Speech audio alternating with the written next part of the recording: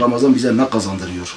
Ramazan ayı deyince sadece sahurdan iftar vaktine kadar mideyi aç bırakıp iftar vakti geldiği zaman mideyi enva çeşit yiyeceklerle doldurma ayı mıdır? Yoksa 11 ay boyunca doldurduğumuz sürekli yiyeceklerle meşgul ettiğimiz midemizi dinlendirip aç kalan ruhumuzu manevi yönden doyurma ayı mıdır? Onun üzerine biraz durmamız lazım. Şimdi orucun bir kere bize kazandırdığı çok faydalar vardır. Birincisi, oruç Rabbimizin bir emridir. Nasıl ki namazımız, zekatımız, haccımız, infakımız Kur'an kaynaklıysa Rabbimiz Kur'an'da namaz tutun dedi, biz namaz tuttuk. Zekatı verin dedi, zekatı verdik. Hacca gidin dedi, biz hacca gittik. Niye? Çünkü Kur'an kaynaklıdır. Oruç da Rabbimizin bir emridir. Rabbimiz bize oruç tutun dedi. Biz de bu ayda ne yaptık? Rabbimizin emrine imtisalen oruçlarımızı tuttuk. Bir de oruç öyle bir ibadettir ki Allah Celle Celaluhu'nun sevabını bizzat kendisinin vereceğini vaat ettiği bir ibadettir. Mesela diğer ibadetlere Allah-u Teala hangi sevap vereceğini vaat etmiştir. Ama oruca vereceği sevabı Allah Celle Celaluhu kendi yanında gizli tutmuştur. O kadar büyük bir ibadettir. Niye? Çünkü riyanın, gösterişin en az karıştığı ibadet oruç ibadetidir. Bundan dolayı oruç müminin manevi hayatı üzerinde büyük tesirleri olan bir ibadettir. Evet. Ve aynı zamanda oruç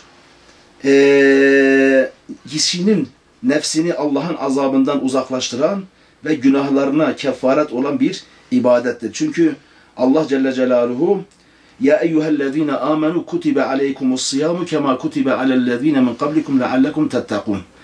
Siz ey iman edenler, sizden önceki ümmetlere farz kılındığı gibi oruç size de farz kılındı. Umulur ki siz takvaya erersiniz. Bakınız, bütün ibadetlerin bir mana ve hikmeti vardır. Yani ibadetler sebepsiz, gayesiz bir şekilde insanlara yüklenmemiştir. Allahu Teala sebepsiz, gayesi olarak bizleri ibadetlerle mükellef tutmamıştır. Her ibadetin bir maksat ve gayesi vardır. Orucun gayesi de nedir? Orucun gayesi kişiyi takva makamına ulaştırmaktır. Yani bir nevi oruç, Ramazan ayı mümin için bir mekteptir. Müminin manen eğitildiği, noksanlıklarının tamamlandığı bir mektep, bir üniversite gibidir. Bu mektebin, bu üniversitenin bir takım dersleri vardır. Mesela başta gelen dersi Kur'an'dır. Biliyorsunuz Ramazan'a asıl değer katan nedir? Kur'an'ın bu ayda nuzul olmasıdır. Yani Ramazan asıl şerefini, değerini, itibarını Kur'an'ın nuzulundan almaktadır. Kur'an'ın nuzuluna, doğumuna şahitlik ettiği için Ramazan aylar içerisinde ayların efendisi olmuştur. Dolayısıyla müminler bu ayda acaba bizim Kur'an'la olan irtibatımız ne derecededir? Kur'an hayatımızın merkezinde ne kadar yer alıyor? Kur'an'ı ne kadar okuyabiliyoruz? Evlerimizde Kur'an ahlakı ne kadar hakim? Sokaklarımızda Kur'an ahlakı ne kadar hakim? Biz Kur'an'a ne kadar hakimiz? Kur'an ne kadar bize hükmediyor? Bu ay işte bunun muhasebesinin yapılması gereken bir aydır. Yani mümin oturacak, Kur'an'ı açacak. Acaba ben bu Kur'an'la sadece 11 ay boyunca sadece bir ayla meşgul oluyorum, yoksa bütün ay Kur'an benim hayatıma hakimdir. Fakat bu ay daha fazla benim hayatıma hakim olduğu bir kitaptır. O gözden bakıyoruz, yoksa sadece adet yerini bulsun diye Kur'an Ramazan ayı geldiği zaman mukabelelerde açarız Kur'an'ı, hafızların okuduğu Kur'an'ı dinleriz, manasının üzerine tefekkür etmeden, tedebbür etmeden kapatırız. Ramazan'ı bittiği zaman bir daha Kur'an yüzünü açmayız, öbür Ramazan'a kadar. Bu böyle değildir. Onun için bu ayda en baştaki dersimiz, yani bu Ramazan mektebinin bize verdiği ilk ders Kur'an dersidir. Bu Kur'an dersi üzerinde ne yapmamız lazım? İyice tedebbür ve tefekkür etmemiz lazım. Kur'an'ı güzel bir şekilde sindire sindire varatil Kur'an'e tartıyla emri hitabınca Kur'an'ı sindire sindire hayatımıza aktara Kur'an'ı okumamız gerekir. Emirlerine tutunup nehilerinden iştinam etmemiz gerekir. Ailemizi, çoluk çocuğumuzu, çevremizi, cemaatimizi Kur'an ahlakı üzerine yetişmek için gerekli adımların atılması lazım. Bu ay bize bu dersi veriyor. Birinci dersimiz Kur'an'dır. İkinci dersimiz de, yani Ramazan ayının ikinci dersi namazdır. Gerçi namaz bütün hayatımızı kapsayan bir ibadettir ama özellikle bu Ramazan'da namaza daha bir ağırlık vermemiz gerekir. Özellikle gece namazlarına. Mesela nasıl olsa sahura kadar uyanığız. Bunu bir fırsat bilip gece ibadeti için, teheccüdü için bir başlangıç yapıp ve sene boyu bunu devam ettirmemiz gerekiyor. O ki sahura kadar uyanığız, çoğumuz uyumuyoruz. O zaman bunu o gece iyi değerlendirmemiz lazım. Nedir? Bu da gece namazıyla, teheccüd namazıyla gecemizi iyi değerlendirmemiz lazım.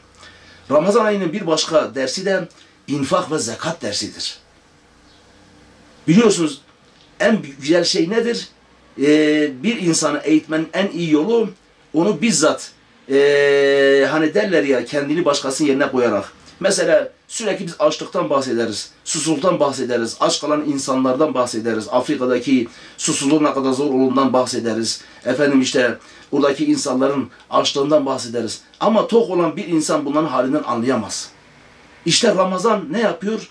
Bizzat o insanları aç bırakarak, susuz bırakarak açlığın ne kadar zor bir şey olduğunu, susuzluğun ne kadar zor bir şey olduğunu, dolayısıyla o insanların haliyle, dertliyle dertlenmenin ne kadar elzem olduğunu mümine bizzat yaşatarak öğretir. İşte bu da nedir? Ramazandaki infak ve zekat kurumunun daha iyi işletilerek, özellikle çevremizde mağdur, mahrum, kimsesiz olan insanların dertleriyle dertlenerek, onlara daha fazla yardım elimizi uzatarak, zekatlarımızı hakkıyla vererek, onun haricinde infaklarımızı da o insanlara ulaştırmak suretiyle Ramazan ne yapıyor? Bizleri bu konuda eğitiyor. İşte bu da Ramazan'ın infak ve zekat dersidir. Aynı zamanda Ramazan bir sabır ayıdır. Ramazan'da sabır diye bir ders vardır. Özellikle belalara, musibetlere karşı Ramazan mümini sabrı alıştırmak suretiyle ne yapıyor? Onu o konuda eğitmiş oluyor. Çünkü sabır dinin yarısıdır. Kişi ne yapıyor?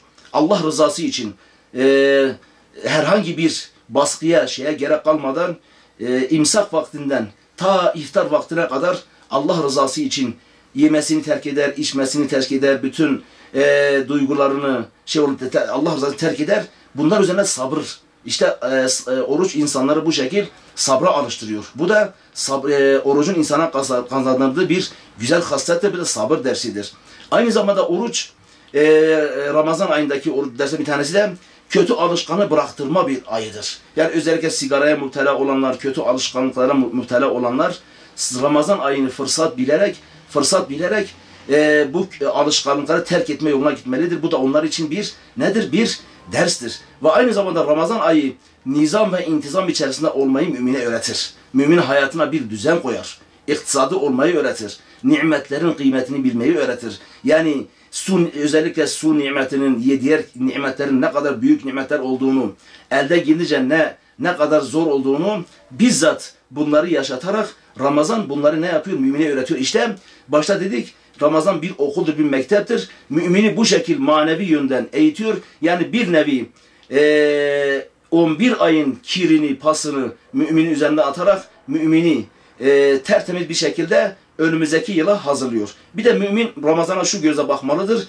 Bir muhakeme ayı gözüyle bakmalıdır. Yani geçen 11 ayın muhasebesini yapma. Benim 11 ayım nasıl geçti? Neyle geçirdim? Rabbime ne kadar ibadet edebildim? Ne kadar günah işleyebildim? Veya günahlarımı ne kadar terk edebildim? Beni takip eden melekleri acaba utandırdım mı? Yoksa onların başını dik mi ettim? Önümüzdeki yıla nasıl hazırlanmalıyım? İşte Ramazan bir nedir? Bir muhasebe ve muhakeme ayıdır mümin açısından. Mümin bu şekilde Ramazan'ı değerlendirir ve Ramazan içerisinde 11 ayın bir aydan daha hayırlı olan Kadir Gecesi'ne kendisini bu şekil hazırlamalıdır. Mümin Ramazan'a bu gözle bakmalı. Hiçbir zaman Ramazan tıka basa yeme ayı, festival ayı, eğlence ayı değildir. Ramazan biz bu şekilde yanlış anlıyoruz. Ramazan demek 11 ay boyunca yorulan midemizi bir kenara bırakıp aç kalan, doymayan nefsimizi, ruhumuzu manevi yönden doyurma ayıdır.